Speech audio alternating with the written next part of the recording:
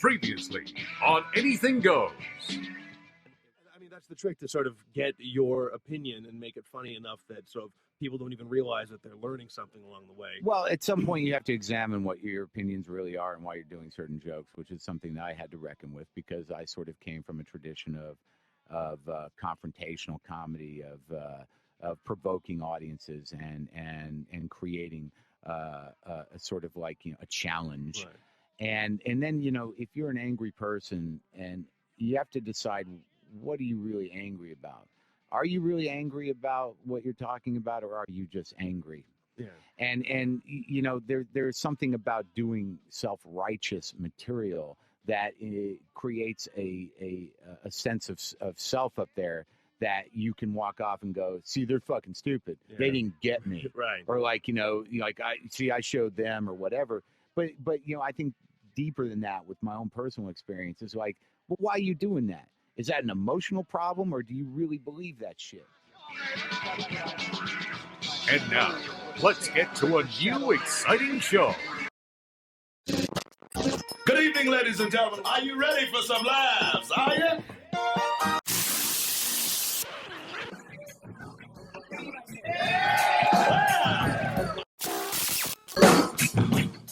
Don't touch that dial. It was molested, and it brings back horrible memories. This is Anything Goes with Darren Frost, How the fuck am I funny? Dave Martin, What have we got here? A fucking comedian. and Kathleen McGee. And I'll execute every motherfucking last one of you! Can you dig it?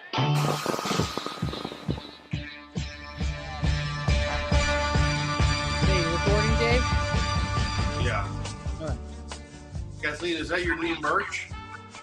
I wish. I bought it from somewhere else. Where did you buy it from? Where did you get that shirt? So ink something? My friend showed me this, like, she found these, like, granny panties with the Golden Girls on them. So I went there to buy those, but then I found this. Oh, okay. And then they have this, and they have it in underwear form, too. But I'm like, oh, this is the best. Well, do you associate that with Goodfellas? Goodfellas? No, I don't. I literally, you know what's funny? I just watched all the Godfathers this week because I'd never seen them all. Yeah. And I sat down and I watched 1, 2, and 3, and it was like and then I made spaghetti and meatballs. I don't think I've ever even actually watched part 3. And then did you spray your driveway with water and the concrete lawn Yeah, exactly. and covered your 3 is good because 3 is good because Sofia Coppola is actually really bad in it. Mm-hmm. Oh yeah. Like whenever I watch movies, I go onto IMDb and then I always read the trivia. Right. And there's so much trivia about the third Godfather because it was supposed to be with Ryder, and then she dropped out, and then he cast Sofia Coppola, and she is like not good in it. Yeah. I mean, you know what? Now I remember I did see it, but I don't count any movie that I saw before like 25 counting, because I was like, I just barreled through a bunch of movies before then. Now I watch a movie through a different set of eyes, so I'd remember it more. Like I remember kid movies, but any movies with any kind of emotional weight before 25, I was too young. Well, what? So, when are your favorite movies from? Well, I mean, obviously I have a tie to the 70s in terms of great movies. Right. The French Connection and The Godfathers and all that stuff. But I've rewatched those to be able to say that. I saw them all in my early 20s when I went through my film kind of period of watching almost a movie a day. But your film before 20, what's that? I said your film auteur phase. When you're learning it, it's all right. Okay. Yeah. But you know what I watched?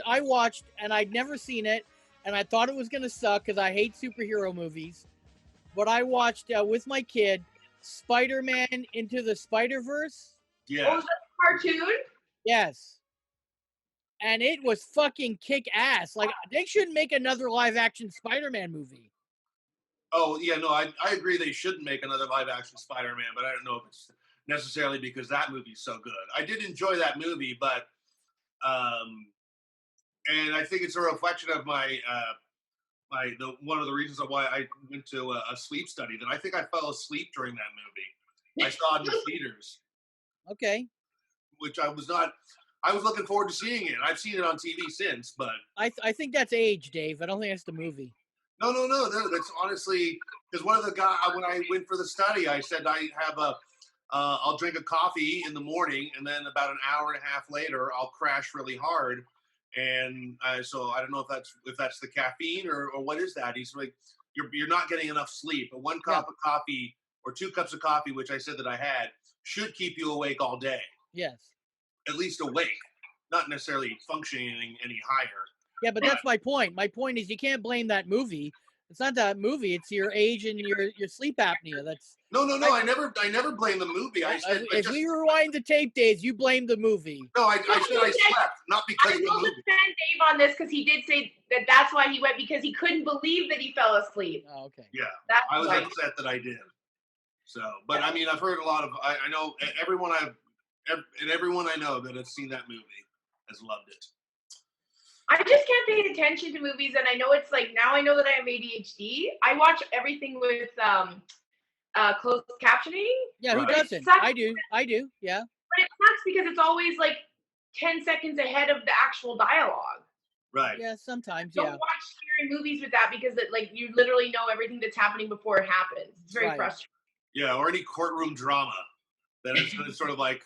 Yeah, and then you find out what they're going to say, and then they react, and then you're like, oh, okay. Well, there's 2 reasons why I watch it with that on, because when my kids watch movies, it helps them to learn to read because they are reading words. But more importantly, you don't have to rewind so much when you don't hear something because it's written down there. So if something is not like their accent or something is hard to understand, I can read and go, oh, that's what they're saying. Because I fast forward or rewinded like 3 times. What the fuck did they say? And then I had to turn the captions on and go, oh, that's what they said. Yeah, that's really helpful for Snatch. Yes. Oh, yeah.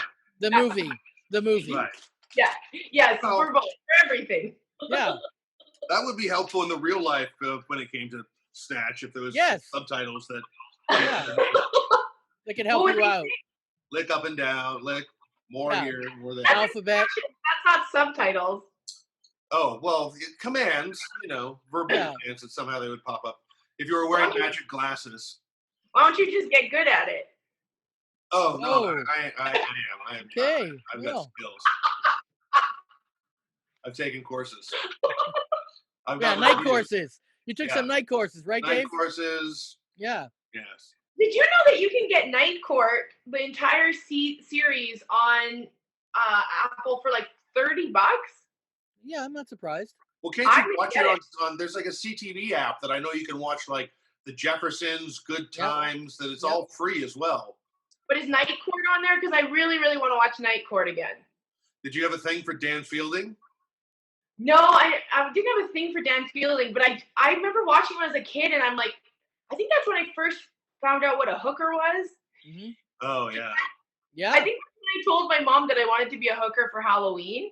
Oh, yeah. And she was like, do you know what a hooker is? And I was like, yeah, she's a pretty girl, nice clothes. And then she goes, they let men burn cigarettes into them. I'm like, what? That was your gateway? That's how your mom first said it? Wow. Wow, she really threw you into the fire of being a hooker. Worst case scenario. Wow. Or best case scenario. I will never forget like that. Yeah. And then when my mom, when I was like 6, she was smoking a cigarette, and I asked her if I could try it, and she was like, "Yeah." She just gave it to me, and I inhaled it, but I inhaled it and puked everywhere, and I was never a smoker. Yeah, I know. My dad did that with a cigar once, and I hacked my lungs out. If I was going to be a parent, I would do all that stuff just to because that stuck with me forever. I never wanted to be a hooker. Yeah. And I never wanted to do crazy drugs because my grandpa was in a nursing home, and the guy in the hospital bed next to him was a complete vegetable. Right. And my mom said he did ecstasy. And he probably didn't. He probably just was like somebody that was born that way, but right. Or maybe he was just a really old man and he fought in the war and he lived a heroic life and he had a family that loved him that just wasn't there at that time. But your mom said, no, he was young. No, he was in his 30s. Oh, okay. Oh, so maybe he just party too hard. And yeah, my mom's like, he's here because he did ecstasy. And I'm like, what? Yeah, he died of being cool. That's what happened. Your mom sounds harsh. Did you like find out at 6 that Santa wasn't real, or? Yeah. Oh yeah. She said Santa smoked marijuana. She told us one year, she's like, the Easter Bunny's not coming because he was hit by a car. She did. She did. Wow. She just didn't want to buy us chocolate. Well, you know. I think this might be kind of why I don't have kids, partially because of my mother. Because I'm like, I would be awful. Like, I would be great, but awful. Like, I mean, one of the only reasons to have kids is to mentally destroy them, right? Or Sure. or try to, or either give them the life that you didn't have, or have the ability to keep fucking that person. Yeah. Screw it. If they want a kid, and you want to keep fucking them, you have to have kids. I think if I had a kid, I'd feel like a failure if I didn't create a serial killer. Oh wow. Okay. Good timing with the cat, Dave. Because serial killers either had the best moms or the worst moms, right? They always have mom issues. I don't know about the best moms. I think You don't either have a mother that was like way too overbearing and loved them too much. I don't know about that. I think that they usually had a mom that was either obsessed with them, or and would beat and be cruel to them and stuff like that. Well, I've heard both spectrums. Like some that are just like the mother did everything for them and just coddled them. Yes. And then one that just completely ignored them. Yeah. Yeah. I think most, because I've watched a lot of the docs and stuff, and I think most of parents did not socialize their children correctly. I think that's a very common thing, whether it's mother or father. They just, whether through coddling or not letting them go out or whatever, they just didn't grow up with very good social skills. Yeah. That's why I take my dogs to dog parks. Yes. I don't want to raise those serial killing dogs. No. Like Sissy Spacek and Carrie, like I think that level, that sort of form of a mom would be the one that would be like, get out of your cage and practice sort of thing of now learn to dance or something. But there's the old theory that in stand-up comedy, most stand-up comics had an overbearing mother. That doesn't mean a bad mother, but they just have some kind of weirder relationship with their mother than they do with their father. So isn't it the opposite for female stand-ups? I don't know. I don't know. I'd ask you. I'd ask Walkinshaw. But I think it's definitely in my case. I have a different relationship with my mother than I do my father. I get my sense of humor from my mother. She was a little overbearing when I was younger. Yeah. Yeah. My mom had a sick sense of humor, so I think I did get my humor from my mom, and then my dad was just like, my dad was very hands off. Right. Yeah. My dad was very much of a sort of, I'm in the garage, like that kind of guy. Like, I don't know. That's why I have a garage, Dave, just so I can say that to my kids. I'm in the garage. Oh, no. Well, it wasn't so much of a garage, more of a shed. But I would say he was more of I'm in the basement. He was I'm in the basement guy, Right. So, but I definitely do get my sense of humor from my mom. So, I know my dad liked comedy. I don't think he was particularly funny or good at it, but he did like it. Like, I remember him introducing me to like Monty Python and like Steve Martin records, but not really sort of getting on board with like being funny or anything like that. I remember I watched, I was at home for Christmas like 10, 15 years ago, and I never watched stand-up with my father ever. And it's Christmas, so I'm sitting there, and one of the, what was the Foxworthy tours with all the guys, what were they called again? Oh, the Blue Collar. Yeah. Yeah, so that was playing, and it was Get Her Done, what's his name? Larry the Cable Guy. Yes. He's on, and he's killing. And my dad's, laughing. And my dad's literally like, see, Darren, why can't you be more like, and he wasn't saying it to be mean. He wasn't saying it to be judgmental. He's just trying to say, a little nicer, this could be you. And I remember, I literally turned to my dad and I said, this is how Hitler started, which I now regret. I shouldn't have been so, right to Hitler. But, he got the point. We never really talked about it again. I had an uncle once must have been at Christmas or something, and he said to me, have you heard of this Jeff Dunham guy? He's like, he's the funniest man I've ever seen. And I'm like, okay, well, now I know you're a little racist. Oh, yeah. That's always the thing. When someone finds out you're a comic, they always ask you, What do you Yeah. think of? And whoever they say determines how long that conversation's going to go Yeah. and how it's going to go. There Yeah. was like a sort of a Christmas exchange once at with a girl that I was going out with. I was at her family's, and so I was very uncomfortable. I don't really like to be around people I've never met unless they're an audience member. And I remember they gave me a book of You Might Be a Redneck If Jeff Foxworthy book, and I was sort of like, oh, thank you very much. Trying not to sound sarcastic. And then one of them that's like divorced from the family. She goes like, do you know this? Do you know Larry the Cable Guy? I was like, yes, I do. He is funny. Yes. Yeah, but I remember before I started doing stand-up was when Dane Cook first was hitting it, like on MySpace. Yeah. And I remember thinking, nobody is funnier than this man. Like, this man is the funniest human alive. Right. But then you start to like watch other stand-up comedy, and then you're like, okay, no, that wasn't even close to But also, how old were you then? I would have been like 20. Right, you were in the Dane Cook demographic. That would be the top end of that demographic. So, like, it's like I remember back when I was 19, I paid for a hypnotist, and he made someone fuck a chair, and I thought it was the best $5 I ever spent. $5? $5 because it was college, $5 to get in. People fuck chairs. I thought it was the greatest thing ever. And now I'm 49, watching someone fuck a chair doesn't do it for me. So that's how. I will admit that hypnotists, as weird as they are, I still think that I always laugh. Right. I'm not saying I don't believe it exists and it doesn't work. I think it does work on people. But I've always said this. I used to even do a bit about it. You guys may remember it or not.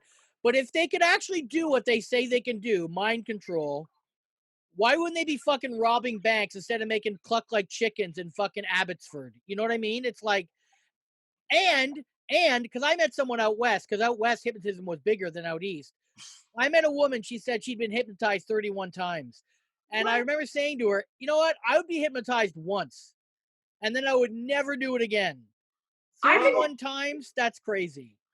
I did it in high school. There was a guy named Wayne Lee, the hypnotist. Right. Okay. Came to our high school, and I got hypnotized. And from like, I don't fully totally, but I remember like just like he made me dance like a chicken or something. Yeah, it's always a chicken. Yeah. And it's like I feel like I just did it. Like it didn't feel like I was like, well, if I don't do this, it's not. But I felt like, well, I should do this. Right. I don't even know if I felt like I was like I had to do it, but it was more kind of like, well, I better do this so that people have fun. I don't know. It was kind of like a weird, like whenever we used to go to Klondike Days in Edmonton, they'd always have the hypnotist show, and it was always like everybody would go watch it, and it would be the funniest thing ever. And it'd be such a huge thing to get picked to get hypnotized.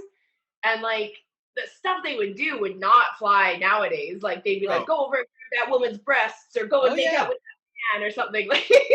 Yeah, run around with a dick on your head or something like that. Yeah.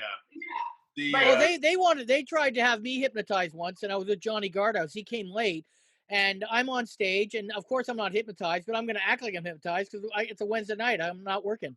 And they had a cardboard cutout of Pamela Anderson, and he wanted me to make out with it. Yeah. Like that was the whole thing. So before I made out with it, I spit in her face. Oh, Jesus Christ. Wow. And then I made out with the cardboard cutout. Okay. And you should have seen the reaction of those 200 fucking people at the Blackfoot Inn. Yeah. They fucking lost their shit when I spit in her face. Like in a good way or in a oh my God way? Like, oh my God. Like, and I mean, I spit. Like, dirty girl spit. Like, and that's when the guy's like, okay, we're going to take a break. And then Johnny came and he actually got hypnotized. It was kind of crazy. But I remember just acting, and I think a lot of people act like they're hypnotized. And don't get me wrong, I'm sure the hypnotists know which ones are acting. They get rid of them. They're not stupid. I know some of the hypnotists, they're good guys, whatever. It's not my defend hypnotists, but no, it's not my thing, but they're making a buck, whatever. No, but I mean, you're only going to do something that you would probably do normally in your sort of like. I mean, yeah, that's why why don't they get them to rob banks thing? If you would never rob a bank or kill a person or stab somebody, and then you get suggested to do it, you're not going to do it. No, but what I'm saying is if you can mind control people, why wouldn't you go and rob the bank? Not getting someone else to do it for you. You could just be like, these aren't the droids you're looking for. Money's in a bag and you're gone. Right. I really think it is the thing of like, I'm picked to get hypnotized. I don't want to be the person that gets sent away. So I'm going to do this. So it looks like, I honestly think, because I've watched Andrew Iwanek hypnotize many, many people. Andrew Iwanek, who's a comic in Edmonton. Yeah. And like he does this thing where he pretends that he's like a Christian hypnotist, and he does the whole thing where he just goes over and touches someone's head and he goes like people will just drop, and he's not a hypnotist. Right. And then I've seen like grown men pretend to be the Virgin Mary giving birth to Jesus on stage because Andrew's told them to do it. Like it's totally, I don't think it's like a real thing. But I also have heard of people having babies while being hypnotized. So I think there is something of like the power of suggestion. Yeah, they were already pregnant first, though, right? Yes, that's how they got pregnant. Was the hypnotist got them pregnant. But I knew somebody that said she did hypnosis when she had her baby and she had natural childbirth. So. Oh, okay. Well, there was one show that I was at once where it was a college show that I went there with Pete Zedlacker, and I guess we had to stick around for the hypnotist guy, or we were waiting to get paid, and so we watched a bit of the hypnotist guy, and he gets 12 people up on stage, and he sort of separates them. There's like 8 chairs here, 8 chairs there. He's in the middle, and I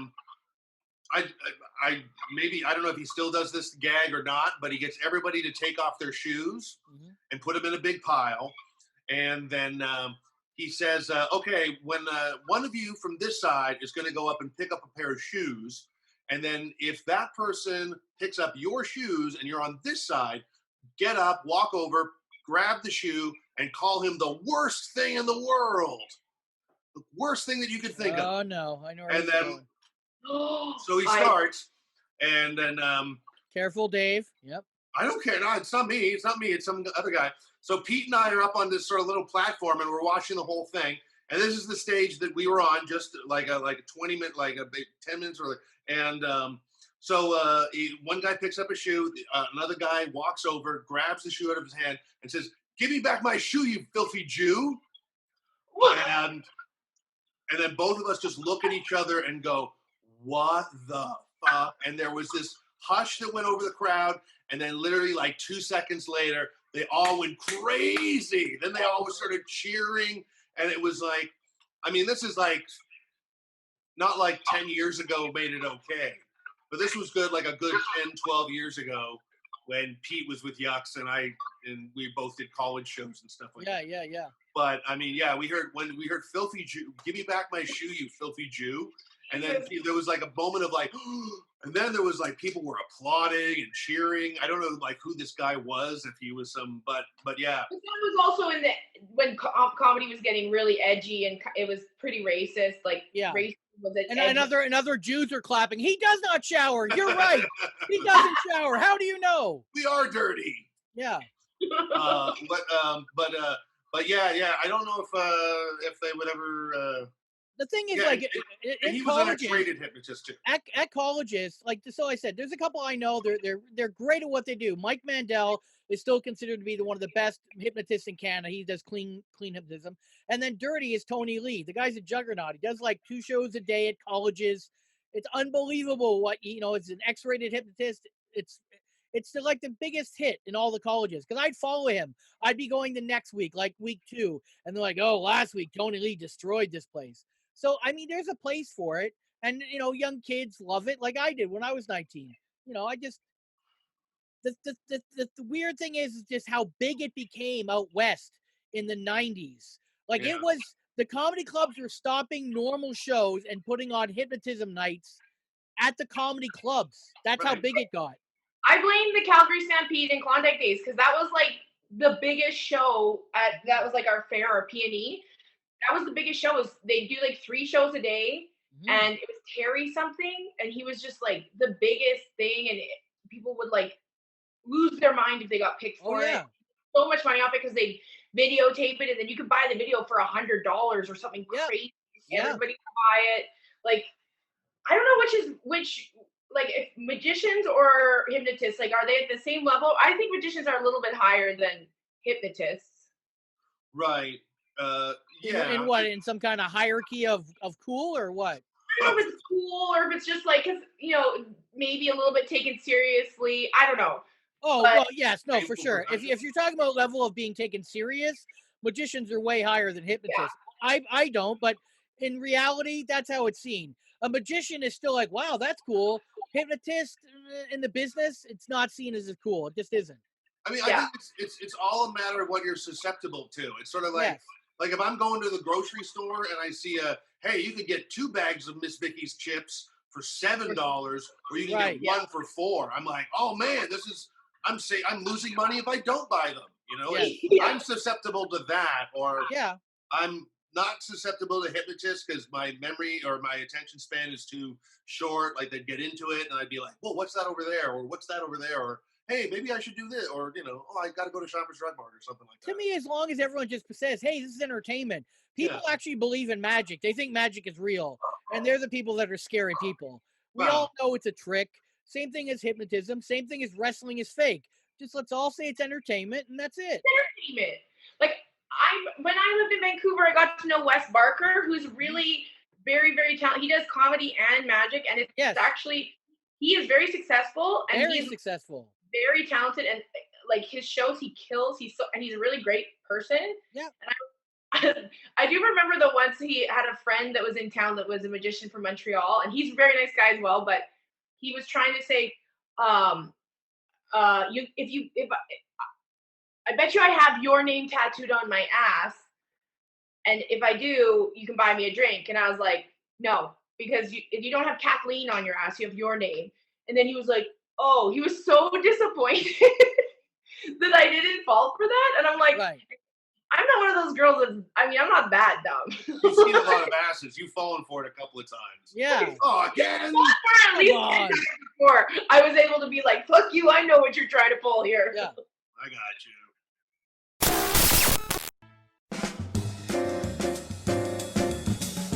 Hey, this is Gavin Crawford. You can follow me on Twitter @TVGavin. You're listening to Anything Goes with Darren Frost and Dave Martin on Sirius XM.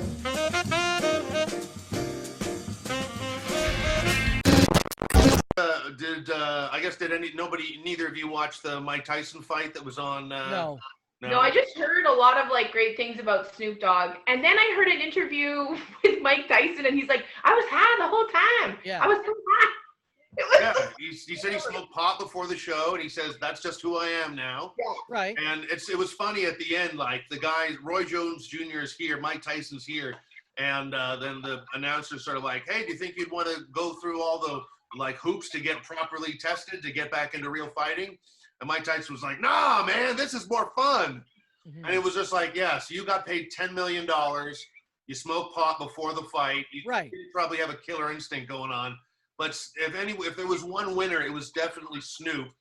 And I think my favorite line was something like when Mike Tyson and Roy Jones were going back and forth. He was like, "Oh man, these two guys look like my two uncles at a barbecue fighting over hot sauce." Yeah. And it was just like, and I think he was eating ribs during the fight too. So I read that line in 40 different articles or posts or whatever. Not, don't get me wrong, that's a funny line, but what else did he say? Because everyone keeps on saying how great Snoop is. They just say that one line, and I'm like, okay, that's a good line, but he also said there's two things you can't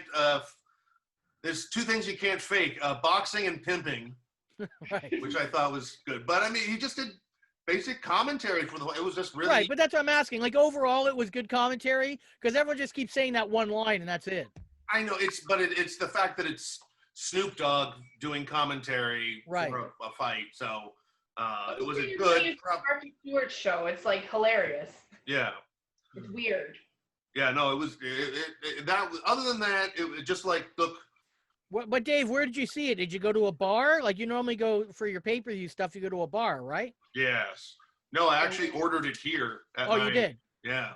And what did that cost you? You know what? I don't think when it comes to having a good time, I don't think. How much was it? I am curious too. It was like $50. That's not that What? bad.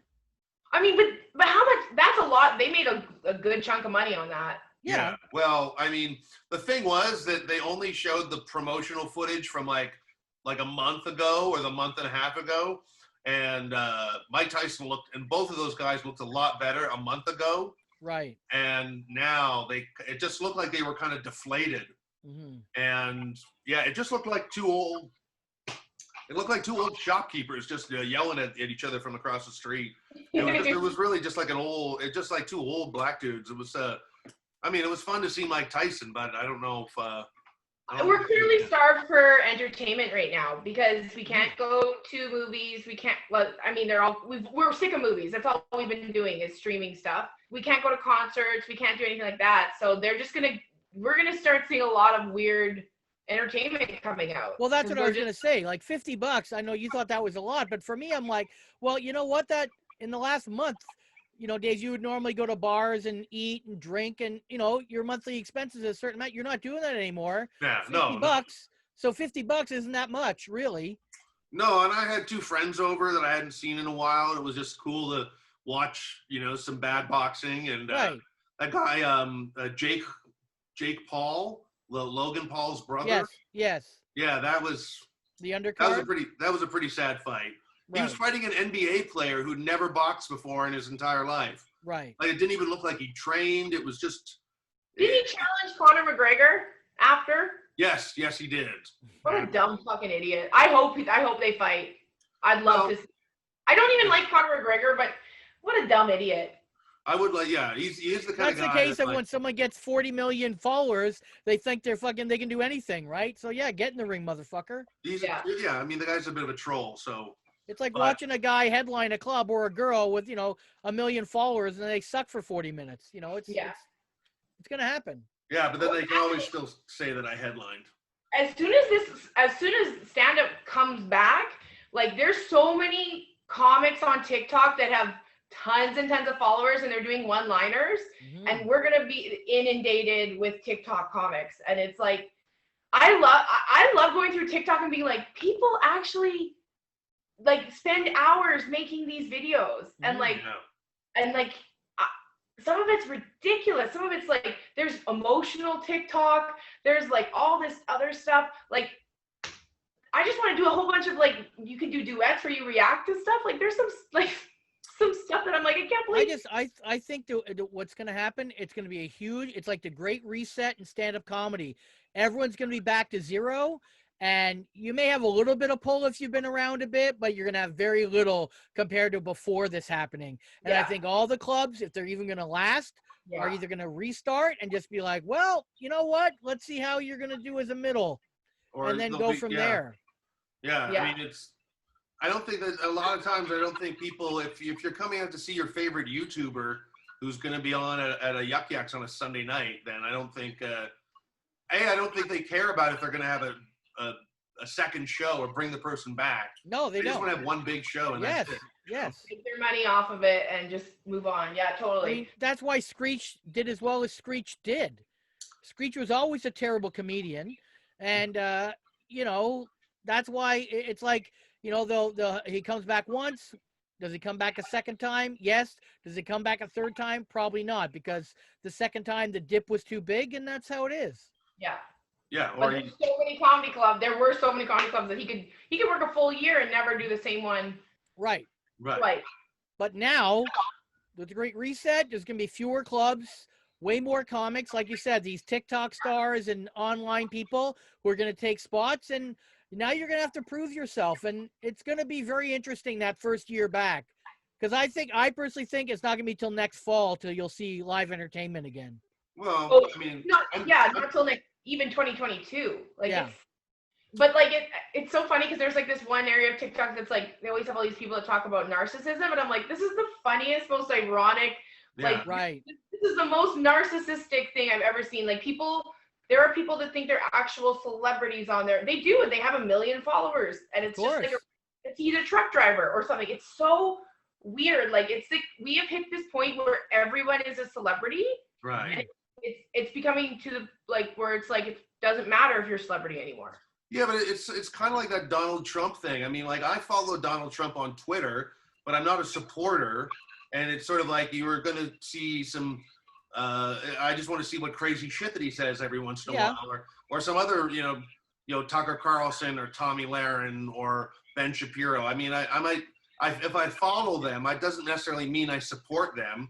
But even if you water it down, even if you water it down, Dave, you're still, even if you say 1 in 10, those are still big numbers that would come out to support someone with their dollar. That's the bottom line. It's like, yeah, of course you're gonna follow. It's like, following someone you hate just to see the shit.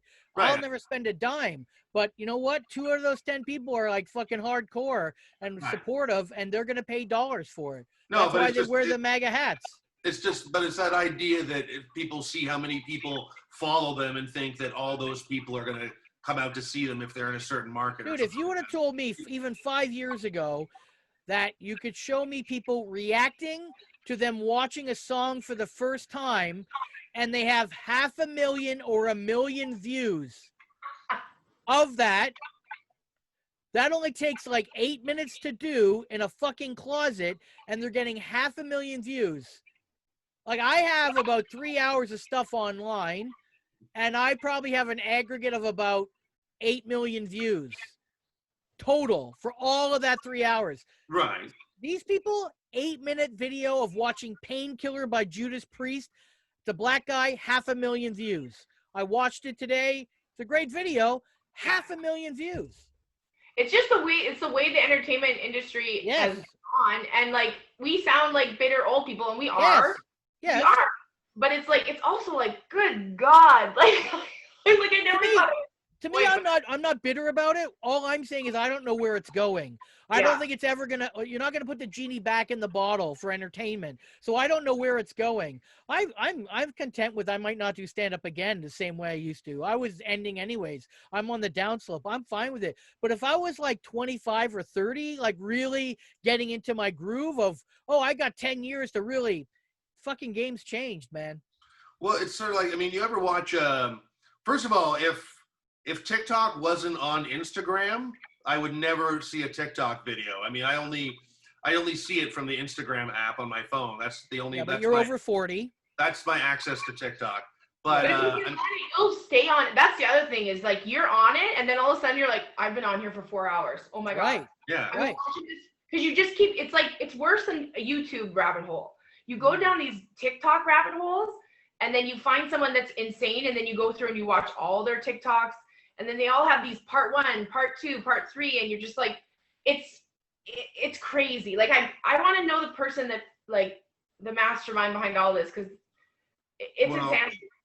I mean, it's just like I watch Tosh.0, and sometimes he'll have a celebrity profile, and it'll literally just be a guy who's tasting Monster energy drinks, right? And he'll do a review of each energy drink, and you just sort of think, and like none of these people are sort of like, this is going to lead to this. If there's something kind of unique and interesting about the fact that they seem to be just content, just doing these short videos. They don't, this energy drink is good because of this. Yeah. And do they, I don't know if they make money off of it or what, or some do, some don't, but it's not, there doesn't seem to be a lot of end game, but that's, I guess, the beauty of it in some way. That is the beauty of the internet. That is exactly the beauty for me of the internet. As long as they don't think I'm going to monopolize this, I'm going to become the next Kanye West and it's going to move forward. Like there's a guy who takes fast food and makes sausages out of it. Have you heard of this guy? He'll take like a McChicken, he'll grind it up and then make a sausage out of it and then fry it and then eat it. Like that's literally what he does. He goes and it's that's all he does. Yeah. And he's not, I don't think he has dreams of grandeur like he's going to be on the Tonight Show. He just does what he likes to do, and he does these little videos. I think that's a testament to how old you are when you said his dreams of grandeur are being on the Tonight Show. Well, the Tonight Show's still on, and they do a lot of web stuff. They still do they do a lot of web stuff. That's why I said that. Oh, no, but it's funny that it's sort of like it used to be, 80s and 90s. Yeah, I get 70s, it was just like, oh my God, a Tonight Show spot. Now it's like, you're literally like a late night spot on TV is now basically just more content for the internet. Yes. More people will see it online than the new thing is, my TikTok got 5 million views and 2 million likes. Like that's the new going viral is the biggest thing now. But the thing about it is, like, this is such a 5-minute fame celebrity world where you will hit it and then you're popular. And then it dies off. Right. Yeah, I know. Yeah, you're gonna be popular for a few months, and then where do you go from there? I mean, it's the old 15 minutes of fame shit. But here, do you want to do a couple of those questions? What? Sure. How long are we? We've been on for 40 minutes. Oh, okay. Yeah. Well, let's try to get through the last 5 of those questions. Okay. Let me just I gotta get a drink. Are you back? Okay. What was the point you're gonna make about? You said the 15 minutes of fame. Well, it's like, look at the guy that basically it reintroduced Fleetwood Mac to a brand new generation just from one 10-second video, and he got a truck and he got all this stuff. So now everybody's just trying. Like that's the one thing about TikTok that I don't like is that the desperation on TikTok is so upsetting. Like you just see people are so desperate. Like there'll be people that are like, please just watch this video. I heard that this sound, I might get some views. Like the desperation on TikTok because a few people are hitting it and getting money and getting free stuff. It's kind of sad. Well, look at those 2 guys out of Montreal who did the reaction video to In the Air Tonight. It got so many views that Phil Collins' music went up like hundreds of % in a week, and the song went back into the top of the chart. Yeah. And the other part is those kids aren't going to get any money. It's all going to Phil Collins. Yeah, and comparative, they're going to make a bit of a bump. They get a bit of celebrity, and hopefully they'll get lists of subscribers. But yeah, Phil Collins is the one who makes the money. But did that guy that did the Fleetwood Mac song? Does he have other YouTube videos, or was that one just a flung It was just a fluke. That's a fluke. TikTok is a fluke. I mean, I think there's algorithms and all this science stuff that I never get, but it was a total fluke. Like people hit some sort of thing and then it goes viral, and then all of a sudden you're getting a free truck and you're getting Ocean Spray to give you cranberry cocktail, because that's another thing. Like it's influencing everything. Like how much? Well, first of all, so the story behind that is his car broke down. He took his longboard out and he went to work on a longboard drinking Ocean Spray. Yeah. So that's the one level. So yeah, boom, it gets Fleetwood Mac. And then Ocean Spray gives him a truck. Guess what happens? That goes around the world and all the press. So Ocean Spray gets another bump, and so does Fleetwood Mac. And then there's Fleetwood Mac. They actually did 2 versions, like the singer Stevie Nicks and the drummer Fleetwood did their response video, which went around the world, which got Ocean Spray and Fleetwood Mac more. It's just a never-ending fucking cycle. So for about 2 weeks there, it was all about Fleetwood Mac and Ocean Spray, and that was all free advertising. It's really just advertising. That's all it is. That's all TikTok is. It's just because literally when somebody hits, they'll get sponsored. Yes. Right. Oh, look, I got this shirt for free because I'm popular, and like now all these other people want to buy this shirt because they see it on somebody on TikTok. Like, well, yeah, and also, let's not forget that Ocean Spray is owned by Nestle, and Nestle is the company that doesn't believe that water is a human right. Right. And so it is. I mean, I think it's. I like it more the fact that he was just some guy, rather than he was like a YouTuber and he just hit it. He just happened to stumble upon this Ocean Spray. I mean, that guy should make Ocean Spray should cut him a check for $1 million. It's nice they got him a truck. First of all, that's a write-off for them tax-wise. They didn't really pay for that truck. Right. And they gave him a couple skids of fucking Ocean Spray. Yeah. But that guy bought worldwide attention for those 2 things, Fleetwood Mac and Ocean Spray, and all he got was a truck. Some people may think that's enough, Darren, but I don't know. In the business end of it, that's a lot of fucking free advertising. Especially if it's Nestle. $1 million is nothing. Right. Yeah, but that guy wasn't trying to put out that video and hoping to make $1. But that's exactly my point. What's happening in the world right now? This is how people get ahead, and it's crazy. Yeah. But I mean, like we said, it was just a fluke to begin with. So. Yeah. But people are counting on these flukes happening for them so that they can survive. It's kind of sad and crazy. Yeah. Wow.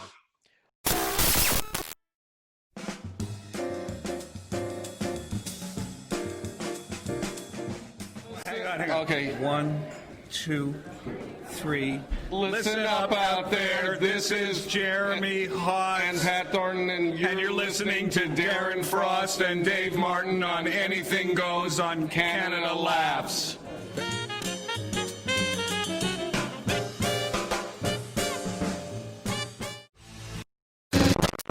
All right, let's get back to this list. We've got 5 to do. Number 16 on this list of 20. These are get a point for each thing you haven't done. So we all have done this, but I'll say it anyways. Number 16 is met a celebrity. Oh yes, I've met Dave Martin and Darren Frost. There we go. Yes. Who is the biggest celebrity that you have met, Kathleen? I can't. Not worked with, met. I'm trying to like. I'm trying to think of anybody like just pops into my head, but I guess John Cleese. Oh, that's big. That's for big. laugh. That was, and I couldn't speak. Right. That was big for me. But yeah, like I can't think of somebody. Like I'm trying to think of somebody out of not in comedy. Right. That because I've met like lots of famous comedians, but like I'm trying to think of like a movie star or something that I've met, and I can't think of. So I won't count anyone I've worked with, like in a movie or whatever, because that's work. But just meeting someone, probably the biggest star I met was Weird Al Yankovic 30 years ago at Much Music as part of a comedy festival. He was there. And I remember, the one thing I remember, not only meeting him, but Dan Quinn, comic out of Vancouver, kept yelling at him, "You're bigger than the Beatles. You're better than the Beatles." And Weird Al was kind of like awkward about it. And was like, okay, and just kind of left. It was pretty funny. I think, well, I don't know. I never really get starstruck by anyone who's sort of in our business, as in like acting or comedy or anything like Right. that. Because I think because I know the steps that are involved in getting to where they got. Right. And they just were more successful than I was. So I'm like, oh, okay, well, you know how to audition, and you got this, and that happened, and that happened. But, from being a kid, I think I was most excited that time at XM when Roddy Piper was there. Yes. That was, that's the one day I wish I went in with you, Dave. Roddy Piper is a big deal for me too. It was like I was meeting Samantha Fox, like to my two childhood heroes for different reasons.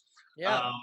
So Roddy Piper. And then the weirdest experience I had with a celebrity was when WrestleMania 18 was in Toronto, and they had the big fan expo where all the wrestlers go and you could get autographs and there's memorabilia and shit that you can buy. I had 2 free tickets. I had the ticket to go on a Thursday and a Friday. So the Thursday I go, and of course I noticed that everyone who's in a wheelchair gets to go right to the front of the line. Oh, and so I asked my friend, Mark, I won't say his last name, but I said, Mark, can you get us a wheelchair for tomorrow? I got an idea. So we go in with a wheelchair. And well. Yes, you are awful. Why can't they sit in line? I have to stand in line. They're already sitting down. What's the big deal? So anyways, so they wheel us right to the front of the line. And then it's Scott Hall, Razor Ramon, and Kevin Nash, big sexy Daddy Cool Diesel. And so they have my WrestleMania program. And then Kevin Nash signs it, and he asks me what happened to my leg. And I said, I broke it playing football. And I have broken this ankle before playing football, but that was a few years earlier. And so Kevin Nash was like, "Oh, you broke your ankle?" He's like, "Yes." He said, well, what you want to do is gently insert your ankle into a woman's vagina, and then rotate it back and forth a few times. Do that 12 times a day, and you should be walking in no time at all. And then just my jaw dropped looking at him. Oh, I think it was just one of those weird moments where he knew that he could probably say anything to me, and I was just going to get wheeled out of there because you're only there in front of them for 5 seconds. Who is Kevin Nash? Oh, he's like this. Big wrestler. Oh, did you see? He's a wrestler. But did you see Magic Mike the sequel? Maybe. Okay, he's the big, tallest 7'2" guy. Okay. And I think he has like really long, luscious, beautiful hair. But yeah, that was the weirdest. And when you look like him, you're allowed to put your ankle inside a woman's vagina and turn it as many times as you want. That's a big fucking ankle. And remember when we met Ernest Borgnine? Yes. At Fan Expo, and he flirted with me? Yes, I do. I can't even remember what he said. I think he said something like, "You're very beautiful." And I was like, it was so cool. Yeah, well, other than the PTSD that we gave, that I gave Adam West. Adam West when I reminded him who Darren Frost was. Yeah. That was awfully strange. But other than that, I did wrestle Robert Downey Jr. off the front of house desk at the Sutton Place Hotel in 1991. When you worked there? Yes, I did work there at the time. I was like the midnight concierge, and Robert Downey Jr. This is before Iron Man, Tropic Thunder, and Sure. he was at his low point, and he was really, really fucked up. And Daniel Baldwin, I guess, got kicked out of another hotel, and he had to go to the Sutton Place because I guess one of the bellhops saw that he had a gun with him or something like that. And so, and a very drunk. Oh yes, and I did serve breakfast to Christopher Walken, who was filming The Prophecy in Toronto at the time, and I delivered breakfast to him, and he was asleep, so I had to wake him up. Do you remember when Woody Harrelson and Owen Wilson showed up at my 30th birthday party at the Drake? Were you? No. If I was there, I would have been. Woo! Everyone was Woody Harrelson. My 30th birthday at the Drake, and Woody Harrelson and Owen Wilson showed up, and I was wasted. And I went up to Owen Wilson. I was like, I didn't know you got the invite. And he's like, oh, it's your birthday. And then Woody Harrelson comes in and literally, like a fishnet, grabs every hot chick in the room, and they all leave with him. And everyone's all guys were mad. It was the funniest thing. He didn't grab me, so that hurt. But well. You still had friends to entertain at your birthday party. That was a fun birthday party. Yeah, I guess there's a weird thing of just celebrity and where you feel like you could get away with anything, and to some degree, and it'll just turn into like an urban myth, like all the Bill Murray showing up and serving drinks and stuff like that. It's weird. Like, I don't ever think about it, but then when I start to think about it, I'm like, well, yeah, I met that person. I've met that. Like, there's been probably 50 or 60 that I've met throughout the years. And most of them are just like, hey, that's it. Because to be honest, the only person I'd ever feel nervous is dead. So it's not even a big deal. Gene Wilder would be the only one that I would feel nervous around. That's it. That's only because of childhood and Willy Wonka and all that stuff and Young Frankenstein. But anyone else, like when I met, what's his name? Robin Williams?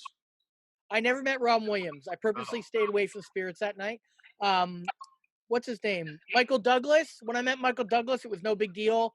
When I met John Travolta for the movies, it was no big deal. You know, Christopher Walken was a bit of a weirdo with me, you know. John Cleese was because when I was a little kid, I was either going to marry John Cleese or Tom Hanks or Scott Thompson before I knew that Scott Thompson didn't like women. Oh, okay. Have you ever told Scott Thompson that? Have you ever told him that? The first time I ever met him, it was at Clandestiny or whatever, the Underground, and I was sitting there. I think Dave, you were like, "Oh, Scott Thompson's coming," and I was like, "What?" And then I was sitting at the back, and he came in, and he's standing right next to me, and he's like, "Can I sit here?" And I was like. I was like, yes. And then I stupidly said, oh my God, when I was a little girl, I thought we were going to get married before I knew what gay was. And he goes, that's amazing. What is I mean, I heard The Kids in the Hall. Didn't they get another season? There's some news story. They got a time show, but I don't know what's going on with it. I think they're writing it because of COVID and the shutdown. It got put on hold. But I wonder what Scott's doing. What's Scott doing outside of that? I haven't heard his name in a long time, like touring or anything. It was announced it was announced in March. Like I think a week before we all got quarantined, it was announced that Kids in the Hall got a new series, and then quarantine's just made everybody. We should try to get Scott on here. I bet Scott would be really funny. I don't know if he'd be willing to do it. Oh yeah, I think we could probably get him. I think so. Yeah. One time I went dancing with him, and it was a Spice Girls theme night, and I was like, I'm dancing with Scott Thompson, the Spice Girls. I'm like, what is happening right now? Was that at that drag queen bar on College Street? No, it was on Queen. It was when he was started to do stand-up all the time, and he was coming out to all the open mics, and we were just hanging out, and then we went into this one bar, and it was like a Spice Girls night, and it was like, that's the one thing I think Scott Thompson is so amazing because he was coming out and doing all the shitty open mics and waiting. Like he wasn't like put me on. Like he was actually he grinded it out. It was awesome. He's one of my favorite humans. I give him a lot of respect because he really did grinded it out, and he didn't care whether he killed or bombed. He was working on what he wanted to work on to get it to a level that he could then tour with it. And I mean, I saw him have shows, and they weren't great. They weren't terrible because they were interesting, but he wasn't getting a lot of laughs at the time. Right. But he was still, and tinkering. And the next time I saw him, it was a little better, and he was grinding it out. And, he never felt like he was entitled to it. He felt like he knew that this is not my territory. I'm going to climb the ladder the way everybody else did. Yeah. And what I thought was what was good about about how he did it was that I think he knew that he eventually was just going to do like a one-man show, or he would do it at like a small independent theater. Right. So it's not like he was like, oh, I've got to do well in front of Mark Breslin, or I've got to do well in front of this person. He never wanted to be on the roster of a comedy club because A, he's already famous, and B, it's like, he knew that people would come out to see him, but he wanted to get the goods first too. He is really just naturally funny. Like and that's like any comic. You'll see that if they start and they like work through, they'll rise because they're actually funny. Like they're naturally funny and they're born to do something like that. Yeah. Like but it was so. I like some of the greatest stories of my life have to do with it. Like when we went to his apartment and he let me hold his Gemini or something. Yeah. I still I'm like, what happened here? Like. Well, and also his two gigantic black cats named after Saddam Hussein's kids, Uday and Hussein. Yeah. Which I was like. Out of any comedian celebrity, all the kids in the hall, I've met all of them except for Mark McKinney. I think I met Mark McKinney for like 2 seconds, but all of them have always been like amazingly nice and. Oh yeah, I mean that's their rep. Yeah, for sure, they're all good guys. They're like the best human. I love them. I love all of them. I think Bruce McCullough is the only one that's a little standoffish, but other than that, okay, I haven't really chatted much with Bruce McCullough, but he would be much more interested in chatting with you than me. Bruce McCullough said when Molly Shannon saw my tattoo of her, she posted it on her Instagram, and then she was DMing me, and I'm like, oh my God. And then she goes, my friend Bruce says you're very funny. And I was like, your friend Bruce? She goes, McCullough. I was like, oh my God. Like, I mean, I'm not a successful comedian, but that kind of shit is very cool to hear. Like, I don't care if I never succeed in this business. That's like, to know that like somebody that is your hero growing up is telling another hero, I don't care if it's name droppy. It's like one of the most. A similar thing happened to me when I met John Panette in the lobby of the Halifax club at the hotel. He had done a Just for Laughs show. I was doing the comedy club, and he comes around the corner. He's really tired. I say, hey. And I said, John, I'm a comic. He says, oh, what's your name? I said, Darren Frost. He goes, oh, my opener today spoke really highly of you tonight. Said, you're really funny. I said, well, what's his name? And it was Dave Hempstead. And I'm like, oh, Dave Hempstead, killer. And we had a nice little moment. Then we got on the elevator, and I could really tell like he didn't want this conversation to keep going because he was tired. So I didn't say anything for the rest of the ride up. And the doors opened for me to get out. Good luck, John. Hey, good luck, man. And that was it. And then he just kind of fucking, ugh. Right, yeah. And then he died. Yeah. Then he took the sandwich out of your hand, and then he collapsed in the lobby. Yeah. And then that's the story of John. But yeah, when things like that, it's weird. The circle of name like that, it comes back to you, and you're like, whoa, that's weird. I didn't even know that person even knew who I was. Yeah, it's crazy. But yeah, let's go to the next one. Okay. All right, we done with celebrity? Yeah, I think so. Other than Frank D'Angelo, that's the way. Yeah. Bean skydiving? Have you guys skydived? Never? No. Dave? I skydived for my 40th birthday, and I haven't done anything with the footage. So I have footage of me falling out of the plane, but there was like another guy attached to me. I didn't want to do it would have taken like a 4-hour course for me to do a solo jump. And I just kind of wanted to get it out of the way. I just wanted to have the experience. So you should like free falling onto it and put it on YouTube. Well, I did have that. I have an ex-boyfriend that does the suit skydiving. Oh yeah, like he flies, like he jumps out and then with the wind resistance shoots. Wow. Well, like what are those like? And he really wanted to get away from you. Yeah. Well, I don't know if he would appreciate. I'm not going to say it, but like he has a reason to not care if he falls out of a plane. Okay. But He's not Well, going. I went a little closer to skydiving. that mountain. Sorry, Darren. I went skydiving. Really? Yep. So lower with someone Actual attached. man as well. In Grand Bend, Ontario, I don't know if you still can do it. It's the only place in Ontario where you can free fall your first time from 10,000 feet. So you jump out and you're not tandem to someone, but they're holding on to you. And then you have to pull your own chute. And then you pull your own chute, and then you're by yourself, and you got to fly in and land by yourself. I fucking hated every minute of it. Every fucking minute of it. I have footage of not only jumping out, but they land before you, and they're talking, oh, he loved it, he loved it. I land, I look right in the camera. I will never fucking do this again. And most people are like, yeah, let's do it again. I'm like, I will fucking never do this again. Yeah, that doesn't appeal to me at all. I hated every minute of it. I told that story about going parasailing in like, it was like Lethbridge, Alberta. There was like a boat and you could go parasailing.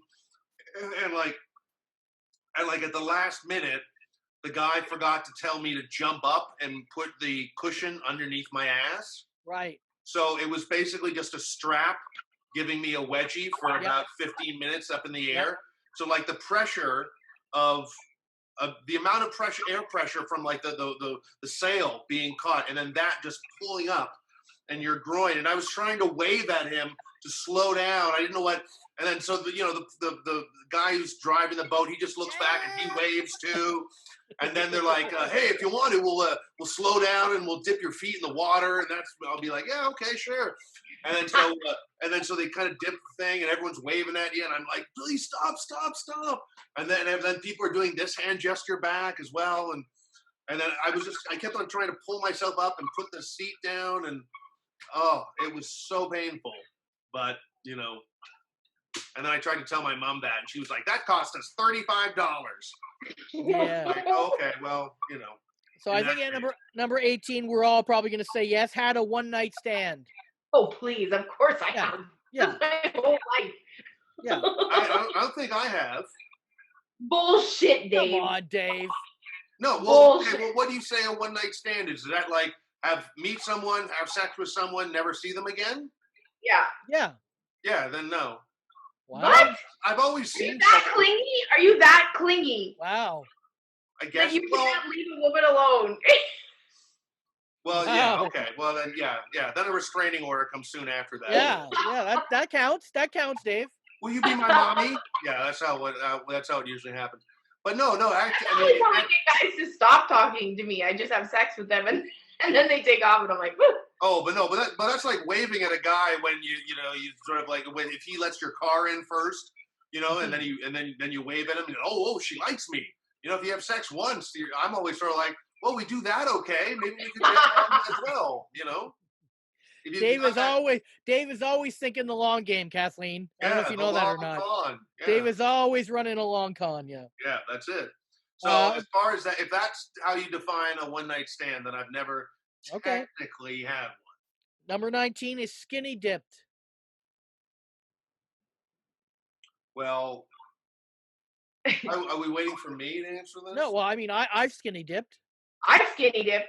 Yeah. I was in at Candle Lake in Saskatchewan, and then I was out the night before a show. Like I went there the night before, and they put me in this cabin on the lake because they forgot to book me a room and the hotel was full.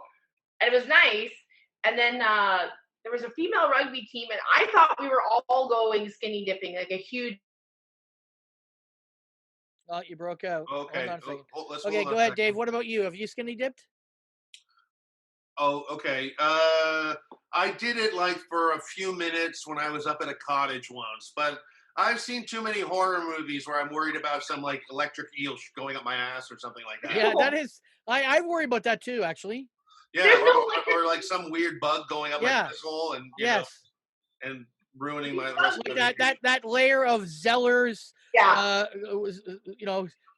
fucking fabric is going to stop an eel from going up your asshole. Yeah. Well, but I have to tell this story. I have to tell. Go ahead.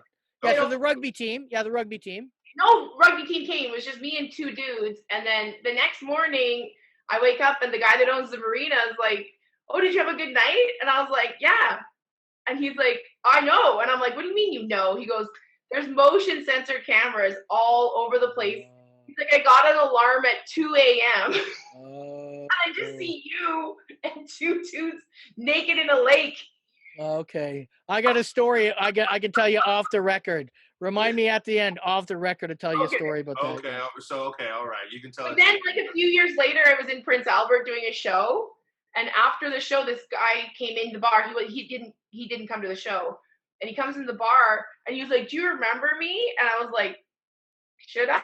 And he goes, we skinny dipped at Candle Lake. I was like, oh, my God. Oh. It keeps haunting me. Because every time I go back to Saskatchewan, someone's like, I know the guy you skinny dipped with. I'm like, who is this guy? Well, First of all, I don't think you should skinny dip. What's the place called? Candle Lake? Yeah. Candle Lake. Yeah, that sounds like a fucking Friday the 13th Part 9. Yeah. The funny part was it was very shallow. There was like, you had to like sit down to be covered in water. Really just running around naked in Candle Lake. Well, this other guy must not have been very memorable in so many ways that you didn't Most remember guys at all. were not very memorable, Dave. We'll be honest with you. So the last one is so funny because number 20 is been drunk. So, of course, not only have we all been drunk, but I think for Dave, he probably did all of these 20 while he was drunk. Which one did I do? Number 20? What? You probably skinny dipped, probably skydived drunk. You met a celebrity drunk, smoked, gotten a piercing, been on a cruise, been on TV, drunk. You have. Well, never a piercing. That's not ever happened. Been arrested? Yes. Got a ticket? Yes. Sung karaoke drunk? Yes. Gotten a tattoo drunk? Probably. No. Been in a limo drunk? Yes. Oh, I once got drunk. I got drunk during a tattoo, but that's only because she offered. Same thing. Yep, there you go. Getting a tattoo. Hmm? That means you were drunk getting a tattoo. Yeah. Well, yeah, I didn't show up drunk. Doesn't matter. But you did get drunk. Broken a bone. Yep.